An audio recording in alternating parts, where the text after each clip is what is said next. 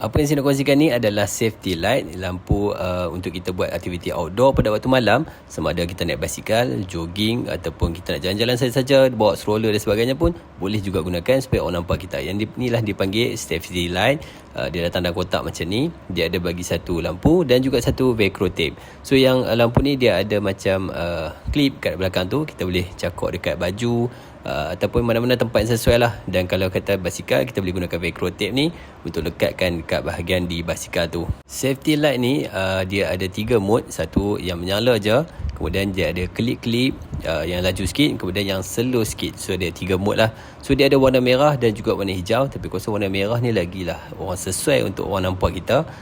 Tapi terpulang lah kita nak beli hijau ataupun merah. Lampu ni kita tak perlu cas, dia ada pakai bateri, tapi tak pasti bateri dia bateri apa. Kalau nak buka, boleh buka lah skru kat belakang tu.